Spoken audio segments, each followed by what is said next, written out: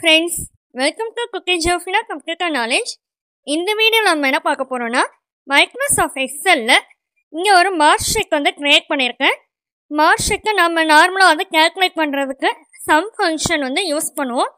இப்போ இங்க சம் ஃபங்க்ஷனை யூஸ் பண்ணாம வேற மெத்தட்ல ஈஸியான மெத்தட்ல எப்படி வந்து கால்குலேட் பண்ணலாம், அதுவும் எல்லா மார்க்ஸும் இல்லாம ஒரு சில ஸ்பெசிஃபிக்கான சப்ஜெக்டை மட்டும் மார்க்ஸ் மட்டும் எப்படி வந்து கால்குலேட் பண்ணலாம் அப்படின்ற அதுக்கு என்ன ஃபார்முலா யூஸ் பண்ணலாம் அப்படின்றதான் இந்த வீடியோவில் நம்ம பார்க்க போகிறோம். இதுக்கு ஜென்ரலாக பார்த்தீங்கன்னா ஒரு சில ஸ்பெசிஃபிக்கான சப்ஜெக்ட் மட்டும் நம்ம ஆட் பண்ணணும் அப்படின்னாவே என்ன பண்ணுவோம், ஈக்குவல் டு இங்கிலீஷோடைய ஃபஸ்ட் மார்க்கு அந்த செல்லை வந்து கிளிக் பண்ணிப்போம். அடுத்து ப்ளஸ்ஸு, அடுத்து மேத்ஸோடைய இப்போ ஃபஸ்ட்டு செல்லு அதை வந்து கிளிக் பண்ணிப்போம்.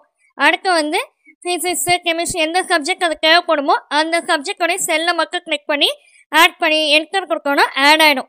இதுக்கு பதிலாக நம்ம ஈஸியான சப்ஜெக்ட் நேமை போட்டு ஆட் பண்ணுற மெத்தட் தான் நம்ம இந்த வீடியோவில் நம்ம பார்க்க போகிறோம். இதுக்கு ஃபஸ்ட்டு பார்த்தீங்கன்னா கண்ட்ரோல் ஏ கொடுத்து இந்த மார்க் ஷீட் ஃபுல்லாக வந்து செலக்ட் பண்ணிக்கோங்க. செலக்ட் பண்ணிட்டு கீபோர்டில் கண்ட்ரோல் ஷிஃப்ட் F3 இந்த 3 பட்டனையும் வந்து சேம் டைம் கிளிக் பண்ணிக்கோங்க. கிளிக் பண்ணிக்கிங்கன்னா ஒரு டயலாக் பாக்ஸ் வந்து குக்கியாக வந்து ஓப்பன் ஆகிருக்கும். அந்த டயலாக் பாக்ஸில் டாப் ரோன்னு இருக்குல்ல அதை மட்டும் வந்து கிளிக் பண்ணிக்கோங்க.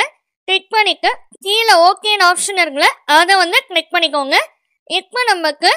இப்போ நாங்கள் ஃபர்ஸ்ட் வந்து ஹெட்டிங் வந்து டைப் பண்ணிக்கிறேன். டோட்டல்ன்ற ஹெட்டிங் வந்து டைப் பண்ணிக்கிறேன். இப்போ நம்ம இந்த ஃபார்முலா யூஸ் பண்ணலாம். ஈக்குவல் டு இங்கிலீஷ்க்கு EN போட்டோனாவே அந்த சஜஷன் லிஸ்ட்லேயே வந்து நமக்கு வந்து இங்கிலீஷ் சப்ஜெக்டோட நேம் வந்து டிஸ்பிளே ஆகுது. அதை வந்து கிளிக் பண்ணிக்கோங்க.